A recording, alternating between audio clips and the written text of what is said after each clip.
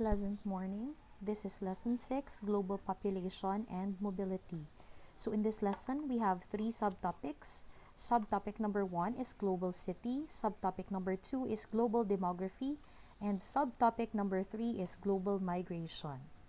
First, let's talk about subtopic number 1, the global city.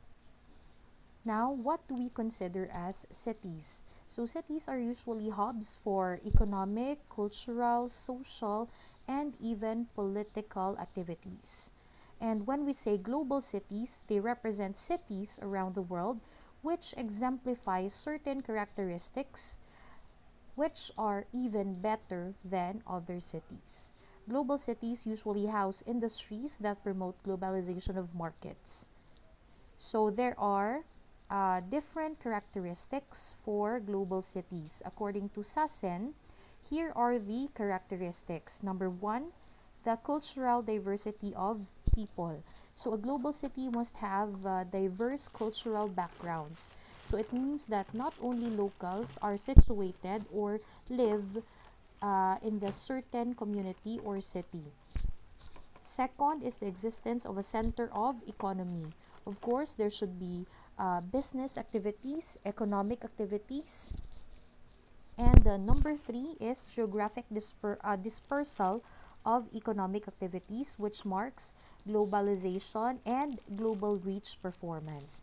This means that there should be varied and different levels, different types of economic activities, which are not only at a local level but at a certain international or multinational level. So some of the famous global cities in the world are New York, Tokyo, Singapore, Seoul, London, Paris, and Hong Kong. In the 2018 Global Cities Index, New York ranked highest or number 1 in terms of various criteria like business activity, human capital, information exchange, cultural experience, and political engagement.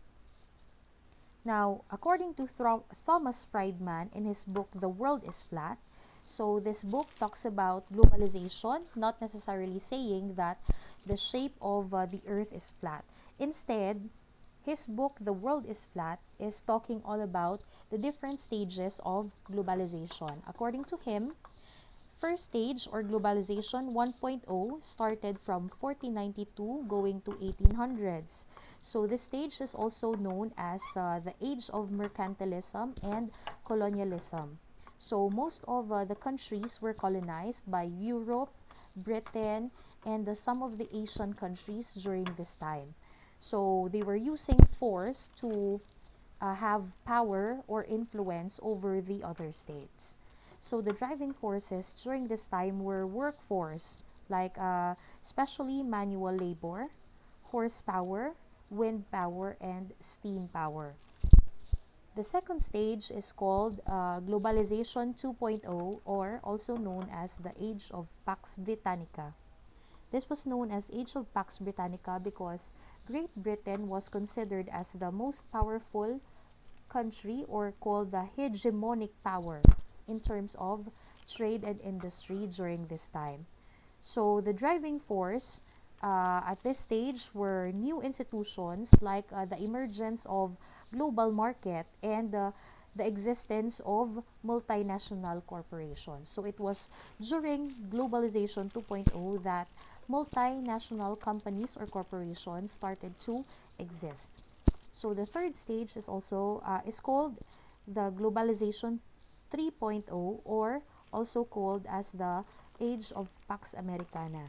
So it occurred during the second half of the 20th century, or during the 1950s. So during this time, USA and the Soviet Union were the two powerful forces in the world in terms of security, trade, and economy. However, during the 1980s, after the Cold War, the Soviet Union, or the power of the Soviet Union, has declined, and the Soviet Union specifically, the countries started to uh, be taken out of this certain organization. So the Soviet Union ceased to exist, and instead the communist countries started to uh, go independently on their own way. Hence, after the fall of the Soviet Union, only the USA remained as the sole superpower of our world. According to Joseph Nye, on the other hand, when we're talking about the present, so violence and force are not anymore the tactic or the trend. Instead, we now use soft power. So what is soft power? So soft power is a means of establishing cooperation, but instead of using violence or force, we are now using attraction to retain the dominance and influence of a certain country to other states. So it capitalizes on the country's culture, political ideas, policies, and others considered, which are considered as more effective than force. Let's take, for example, the strategy that is being used by USA or United States of America. So, at the current time, we are not being forced, or USA is not using violence to maintain their power. Instead, they're trying to live up to their image. They're trying to establish and strengthen their image of being the land of the free, the land of the opportunities. So a lot of different citizens from different countries around the world really want to go to America for a better life, for more opportunities. So they are advertising themselves as a country which is ideal for everybody. Hence, they have still the influence and the power to influence other states. Then we have because of the development of technology, different corporations around the world have expanded outside of their home countries. Hence, we have multinational corporations. So, furthermore, according to Gore, the states that the states or certain nation states which are powerful forces or one of the actors of globalization together with the governments are being challenged already by MNCs or multinational corporations. So this is because MNCs are more flexible and more independent as compared to nation states.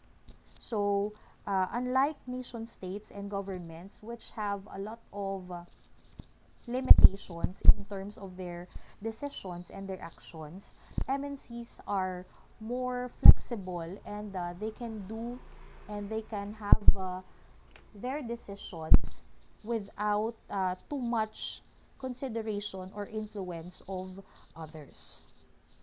So let's now go to the second subtopic, which is all about global demography. So when we speak of demography, it is a huge force to be reckoned with because it impacts how we live and how we share the resources of our planet Earth. So overpopulation has become a problem with domino effect, especially in developing countries. So domino effect in terms of economic, political, environmental, and social issues. So according to Friedman, change is inevitable. We cannot go away with change because this is already a result of globalization. So what is demography and how does it affect us? So demography is the study of statistics concerning births, deaths, income, or the incidence of diseases. It changes the structure of our human populations. Of course, the number of deaths and the number of births would eventually affect our population. So even the view on children is different when it comes to different fields. For example, in religion, children are regarded as a gift from God or a symbol of a successful union or marriage. In terms of culture, children are seen as a successor to the next generation or an addition to a certain kinship network. Bakit nga kinship network? Like we're talking about our family tree, our social connections, our familial connections. In economics, we see children as critical investments. Why are they critical investments? When in terms of business owners or those who are poor or high social status, their children become heirs of their wealth or their companies. So the more children that you have, uh, the more the more chances that you have that the business stays in the family. Okay, because if you have lesser number of children, if these children have other interests, for example, if these children have terminal diseases, or let's say they don't have that much capability, then eventually you might lose your business to others. But if you have more children, then you could have more chances of having a rightful heir. In terms of ordinary citizens, children are investments in terms of in the field of economy, because these children will eventually become the replacements for those who will eventually retire from the labor or workforce. Also, in rural and urban communities, children are viewed differently. For rural communities, farmers see children or have more children because they want to have a helping hand in terms of their agricultural work. A large kinship network is also amenable or advantageous for rural communities. For urban communities, educated, especially in educated or professional families, they opt to have lesser number of children because usually both parents are working and they have less or no time to devote to having kids or to parenting. So, in the context of political science, demography is a statistical study to determine world population that can be used as a tool to identify certain phenomenon in geopolitics, public administration, and others. For example, in winning an election, it is important to determine which locations or geographical locations are voter rich. So the idea of a civil society was seen during the 90s as a mosaic of new groups, organizations, and movements that started to appear. Both sought to challenge or resist what was seen as a corporate globalization and articulate models of social, economic, and political development according to Haywood. So the formation of a global civil society became a result of the backlash against free market capitalism. So global demography mainly talks about the trends and practices in world politics. So it's the study of the issues and developments of our global population. So global demography layouts the present condition of our world and its population. So according to Ronald Lee, demography or our demography is currently in transition where the mortality rate or death rate is declining and will soon be followed by fertility or birth rate, which eventually will cause our population growth rates to accelerate kay lower ang death rate pero same gyapon ang birth rate, and eventually slow down when the fertility rates will decrease. So the global transition began in the 19th century or the 1800s according to Lee. So if you can see the graph here at the left, okay, you can clearly see that global fertility rate is decreasing or it's decreasing in trends. And we have already here the projected figures in the coming centuries or decades. So the ongoing transition in our global demography is caused by migration and some historical events like colonialism, wars, and migration. So, though it is debatable whether higher income results in lower population growth or whether lower population leads to higher income, but inevitably, our demographers have seen or observed that there is a relationship between income and fertility rate. So, increasing birth rate and excessive movements of people from one place to another are two factors of overpopulation. So, in the Philippine context, usually, these two reasons apply. So, not only fertility or birth rates affect overpopulation in one certain place. For example, let's take Manila, okay, or NCR. So, usually there is overpopulation in Manila not only because of birth rates but also because of internal migration, meaning people from other parts of the country choose to migrate or choose to go to NCR either for job opportunities, okay, or for school or for any other reasons. The same thing is happening in Iloilo City. I know that perhaps some of you here are not really permanently residing in Iloilo City. So you may be from other provinces or from other towns, but you have chosen to transfer or to move to Iloilo City either permanently or temporarily due to school or other reasons. So Lee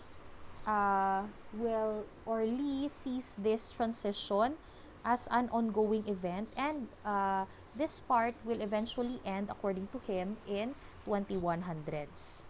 Now, we have what we call the demographic transition theory by Warren Thompson, a demographer, in 1929. So, the demographic transition theory has four stages. So, stage 1 is the pre-industrial stage. In this stage, the population is stable with high birth rates and high death rates. There is high death rates in the pre-industrial stage because there is increased diseases, but there is minimal medical care and poor sanitation and limited food supplies. So, in the past, we have seen that a lot of diseases do not still do not have cure. For example, during the time of the Japanese occupation and earlier than that, tuberculosis was a serious or a terminal illness, which means nga kung magka-tuberculosis ka, you will eventually surely die. You have 1% or less chance to survive. However, during the present time, there is already a cure to tuberculosis. You just go to your local health center or barangay center, and you will be given free medicines, which will be good for 3 months, 6 months, or 9 months. So, the second stage is the transitional stage. In this stage, because of the improvement of economy and social conditions, there is decreased death rate. Okay, because certain diseases already have cures, there is more options and more food supply, so that is why death rate has decreased. However, birth rates are still high. Okay, so that is why there will be a higher population. Now, in the third stage, industrial stage, this is characterized by an increasing population because of the previous part or the previous stage. Okay, so however, birth rates will start to decline, and there is still low death rate. So the improved standard of living contributed to low death rate. So in this stage, for example, actually we are now going to this stage. We are still in transition, but this is the next stage that we will be taking. Why is that so? Because in our present generation, it is already a trend, if you look at our statistics, that people are choosing to have lesser number of children, especially with those who are educated and coming from professional families. So, a specific example. So, the working force during this time are mostly millennials. So, millennials already have this idea, and some of the Gen Zs has already this idea of what we call DINKS, DINKS, okay? Or this is dual income, no kids. So if you look at or if you search social media, you will eventually that a lot of people have chosen this DINK lifestyle, okay? Because millennials and Gen Zs have this idea that if you cannot really provide a comfortable life for your children, then it would be better not to have children at all. And those who choose to have children want less children than their parents had. So that is why in the industrial stage, eventually, birth rates will decline. Lastly, in the post-industrial stage, it is characterized by a stable human population already. So the population will not be fluctuating from high to low. Instead, it will be at a stable rate and with low birth rates and low death rates. So this is eventually the goal. Last topic is the global migration. So when we say global migration, it is defined as a situation in which people go to live in foreign countries, especially in order to find work. So most global migration is coming from developing countries going to more developed or rich countries. So people migrate for many different reasons. It could be economic, it could be about social, political, or environmental.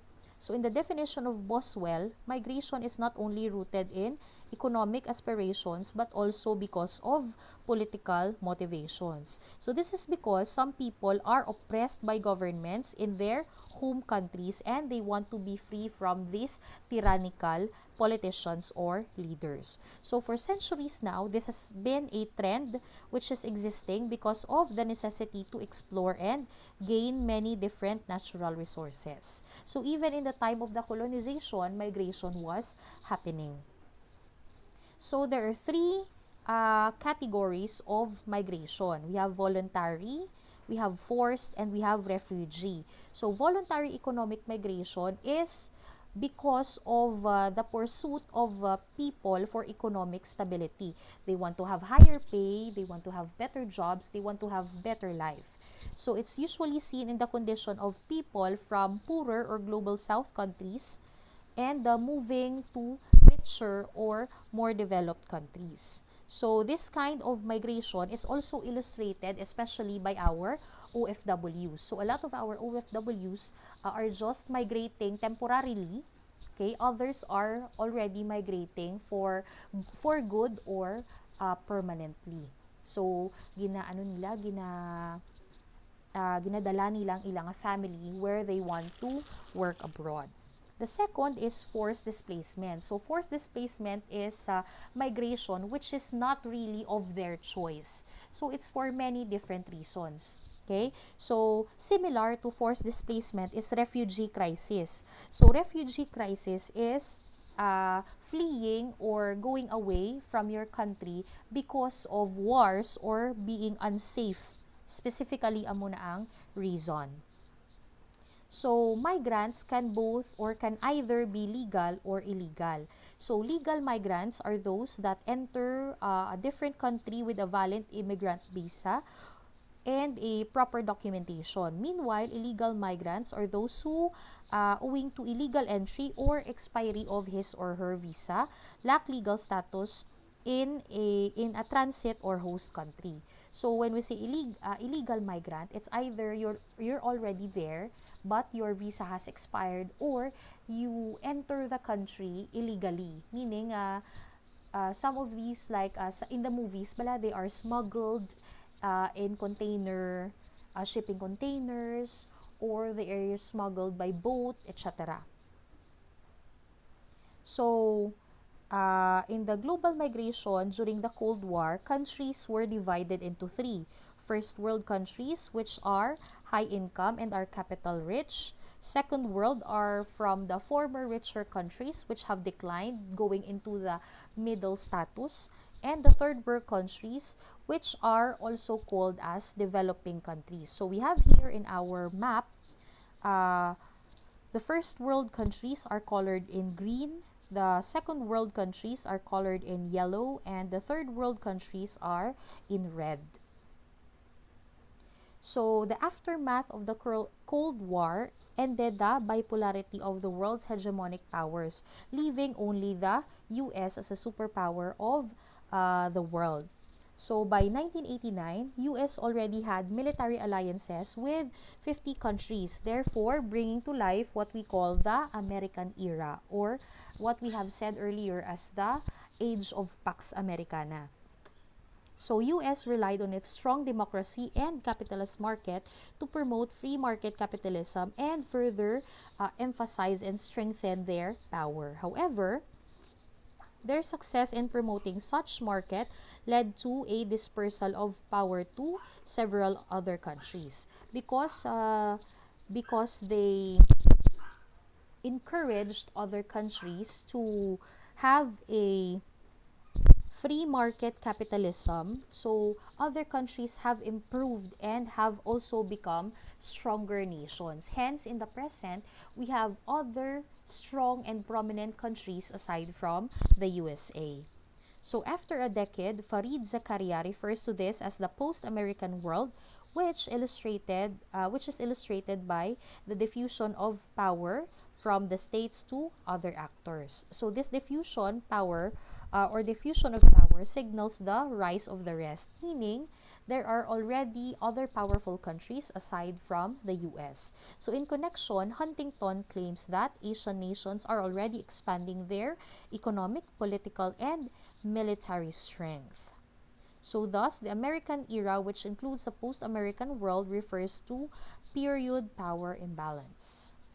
So, two types of countries emerged to highlight the economic inequalities of the states. Developed countries, which are more progressive and advanced, and developing countries, which are low income and less developed in terms of industrial. So, Samuel Huntington argues that the rivalry of the superpower is replaced by the clash of civilizations. So in the New World, the most pervasive, important, and dangerous conflicts will not be between social classes like rich or poor and the other economically defined groups. Instead, it will be between people belonging to different cultures. So according to him, global civilizations are divided into Western, Latin American, Islamic, Cynic, Hindu, Buddhist, Orthodox, Japanese, and African. So according to Haywood, cosmopolitanism, which we have already discussed in the prelim, okay, is the adherence or belief in the world state. So again, if we recall, when we say cosmopolitanism, it is caring for others regardless of their nationality and not just our own. So in the analysis of Poge, he identifies the three elements of the concept of cosmopolitanism. These are individualism, universality, generality. So when we say individualism, Poge believes that a human being is the ultimate unit of moral concern. Universality suggests that all human beings are of equal moral worth. Okay, so we are all equal regardless. And generality points out that human beings have necessary concern for each other. So, no matter what race, what religion, what culture you have.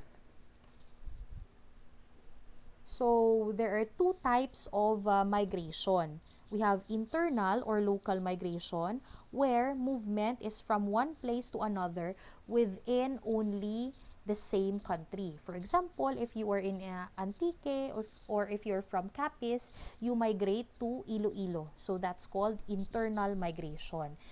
On the other hand, we have international migration. This is movement from one country to another country due to social inequality, economic depression, or freedom deprivation. So, for example, let's say you want to move to Canada, okay, to work there, for example, or to become a nurse. So, that's called international migration. So, in the midst of globalization, Nations around the world engage in trade to promote and strengthen relationships among them. There is no global government that could govern all nations. However, transnational relations exist in the present world. Hence, we have our IGOs or intergovernmental associations like UN, ASEAN, etc. That's according to Henry Now. So, due to international or transnational relations and the growing demand for economic wealth, therefore, migration exists. So, people migrate for different reasons and according to different scenarios. So, migration plays a vital role in our social, economic, and political aspects, especially here in the Philippines. So, our country is largely reliant to labor export or to our OFWs. OFWs are seen to become a major economic drivers. That is why you, as future seafarers and the current seafarers that we have, are seen as modern day heroes. Okay? Kay seafarers and OFWs, sila ang nagapadala sang dollars, okay, or sila ang may mga dollar remittances. So dollar remittances nga ini are counted, okay, counted as our dollar nga earnings. So they contribute to economic sustainability through remittances. So that is why our country's foreign policy focuses on labor export. Another effect of migration is what we call brain drain. Okay? So in 2009, that's already 15 years ago, the Philippine Institute of Development Studies found that 50% of employed Filipino immigrants have a tertiary education. Okay? So which means that most of our Filipinos working abroad or OFWs really have tertiary education. So instead of working here as professionals in their own field, some of them are even working in a different field far from their original course. So when we say brain drain, okay, it just means that even though we have received the training, advanced training at home, we still continue to immigrate to other countries. So that's brain drain is losing our human capital from one area to another. So that is all for our lesson 6. I hope this has clarified everything about global demography, migration, and the global city. See you in the next lesson.